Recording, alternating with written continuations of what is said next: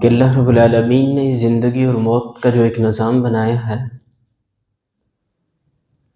اس کا مقصد یہ ہے کہ لیبلوکم ایکم احسن عملا، کہ وہ خالق کی کائنات یہ دیکھنا چاہتے ہیں کہ میرے بندوں میں سے، میرے بندیوں میں سے وہ کون ہے کہ جو اچھے اعمال کرتا ہے۔ وہو العزیز الغفور، اور وہ جو خالق اور مالک ہے وہ بخشنے والی ذات ہے اور زبردست ذات ہے۔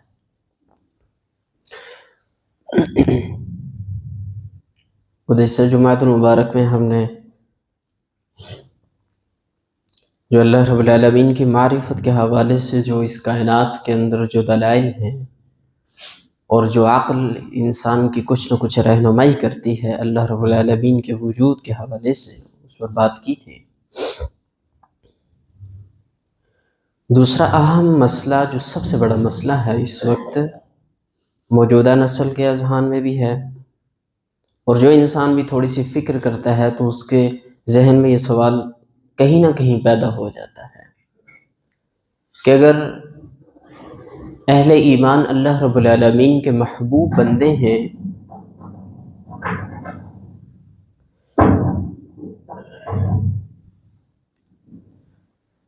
تو پھر اللہ کے بندوں پر عذاب کیوں آتا ہے،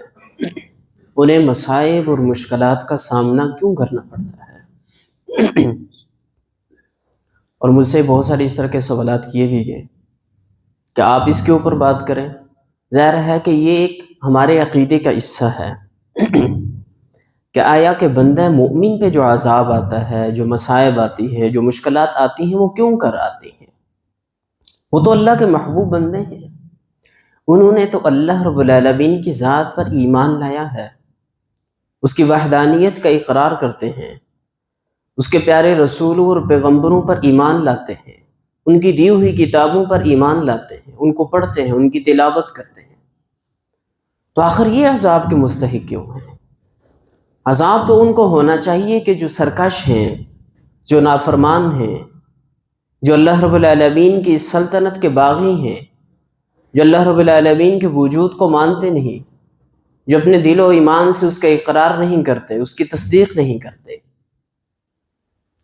عذاب تو ان پر ہونا چاہیے۔ اللہ کے نیک بندوں پر اس کا کیا مقصد ہے؟ تو انشاءاللہ العزیز یہ جو سوال ہے اس کے جوابات ہم قرآن مجید فرقان حمید کی چند آیات سے ہم حل کرنے کی کوشش کریں گے کہ آیا قرآن خود کیا کہتا ہے اور دین اسلام خود کیا کہتا ہے، اللہ رب العالمین کی ذات خود کیا کہتی ہیں اس حوالے سے کہ میں اپنے بندوں کو عذاب کیوں دیتا ہوں،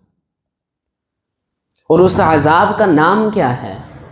اس تکلیف کا ایک نام کیا ہے جسے اللہ رب العالمین قرآن مجید فرقان حمید کے اندر بیان کرتے ہیں۔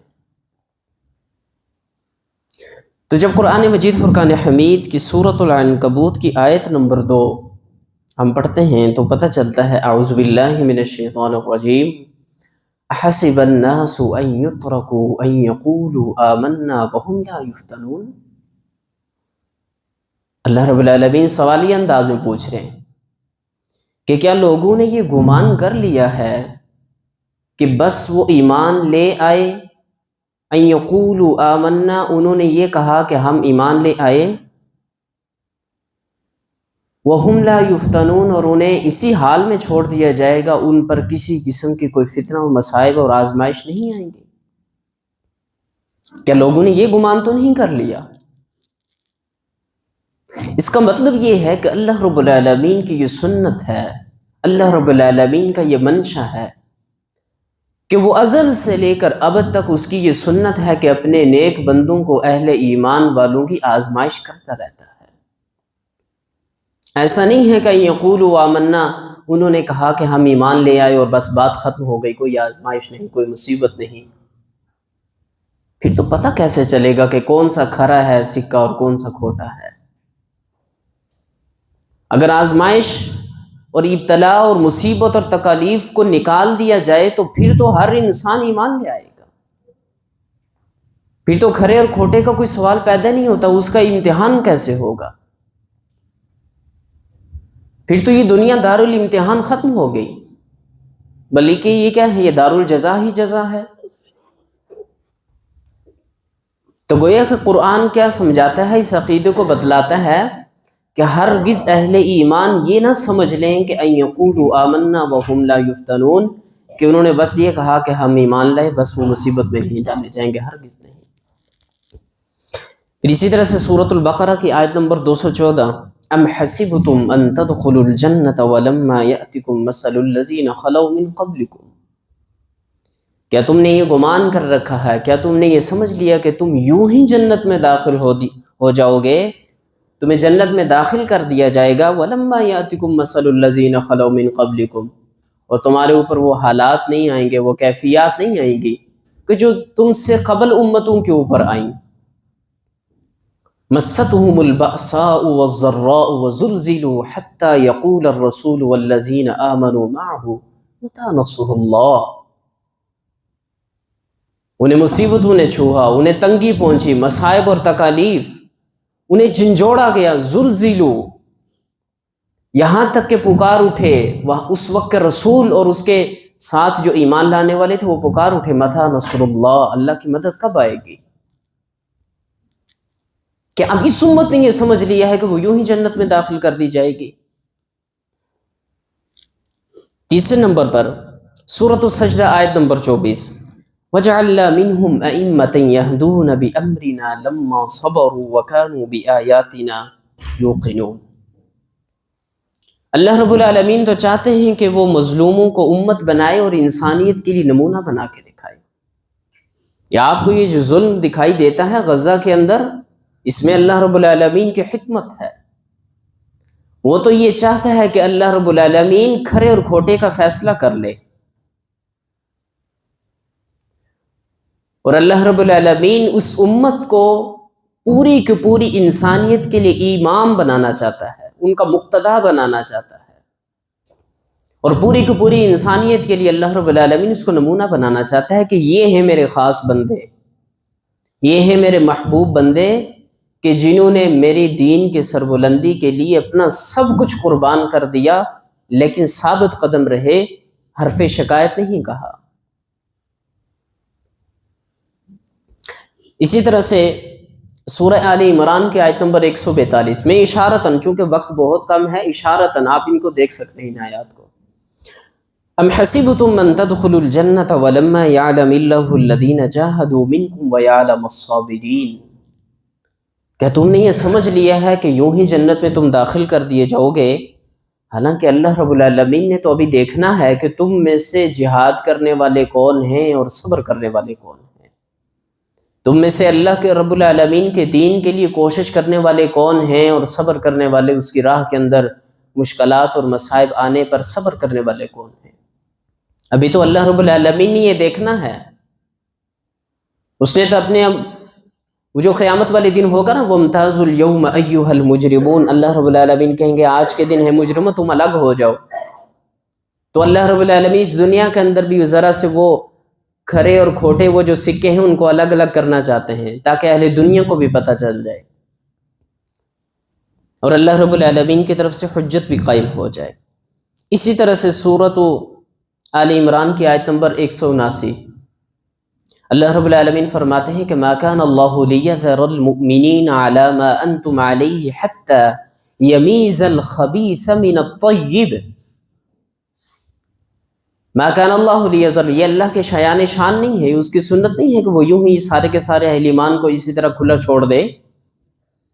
حتی یمیز الخبیث من الطیب، یہاں تک کہ اللہ رب العالمین تو یہ ان کا یہ ایک فیصلہ کرنا چاہتے ہیں کہ جو پاک ہیں، جو پاک دامن ہیں، جن کے دل پاک ہیں، جو عفت اور عافیت کی زندگی گزارنے والے ہیں، جو اللہ کے محبوب اور مقرب بندے ہیں، وہ جو خبیث لوگ ہیں کہ جن کی دل و دماغ کے اندر خباثت ہے، ان کے اعمال اس کا کیا ہے، اظہار کرتے ہیں، اللہ رب العالمین ان کو ان سے جدا نہ کر دے، حتی یمیز الخبیث من الطیب، یہاں تک کہ اللہ رب العالمین پاک لوگوں کو خبیث لوگوں سے کیا کر دے، جدا نہ کر دے، نمایاں نہ کر دے، الگ نہ کر دے۔ ظاہر ہے کہ امتحان کا مقصد کیا ہے، تاکہ ایک استاد کو پتہ چلے کہ کس طالب علم کے اندر کون سی قابلیت ہے، کون اگلی کلاس میں جانے کے قابل ہے اور کون نہیں۔ اگر یوں ہی فیصلہ کر دے ایک استاد کہ اچھا سارے کے سارے بچے سال کے اینڈ پہ بغیر کسی امتحان کے اب اگلی کلاس میں چلے جائیں گے، تو پھر اس کا نتیجہ کیا نکلنا ہے؟ فساد ہوگا یا نہیں ہوگا؟ کس صورت میں؟ وہ پڑھے لکھے اور جاہل دونوں کے دونوں جب آگے جائیں گے اور آگے وہ پوسٹوں کے اوپر جائیں گے تو وہ کیا ہے؟ وہ فساد کی ایک لمبی صورتحال ہے۔ بہرحال یہ تو ہم یہاں سے بھی اس چیز کو مثال کے ذریعے سے سمجھ سکتے ہیں۔ تو اللہ رب العالمین اگر امتحان نہ لے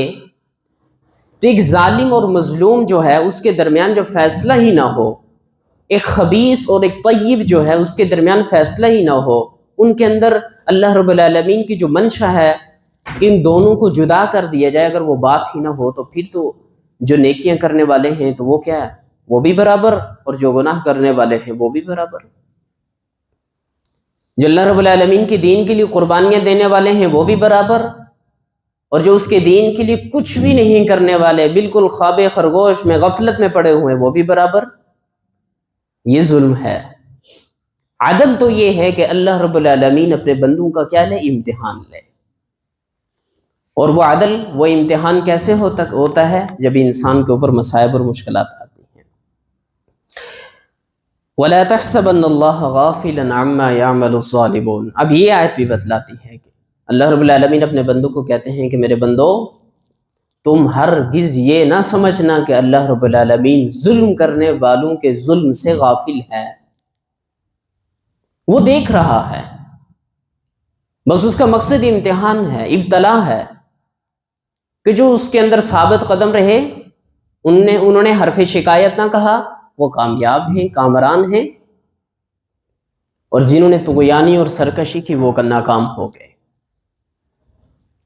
انما یؤخر الصابر انما یؤخرهم لیوم تشخص فیہ الابصار۔ اللہ رب العالمین تو ان کو مہلت دے رہا ہے، ان کو مؤخر کیا جا رہا ہے، ان کے معاملے کو مؤخر کیا جا رہا ہے، ابھی حساب نہیں لے رہا۔ اب کس دن کے لیے؟ کہ جب ان کی آنکھیں پھٹی کی پھٹی رہ جائیں گی، یعنی قیامت والے دن۔ اسی طرح سے سورۃ البقرہ کی آیت نمبر 155 بڑی مشہور آیت ہے۔ اعوذ باللہ من الشیطان الرجیم وَلَنَبْلُوَنَّكُمْ بِشَيْءٍ مِّنَ الْخَوْفِ وَالْجُوعِ وَنَقْصٍ مِّنَ الْأَمْوَالِ وَالْأَنفُسِ وَالثَّمَرَاتِ وَبَشِّرِ الصَّابِرِينَ۔ فرمان الہی ہے کہ ہم ضرور بالضرور تمہیں آزمائیں گے۔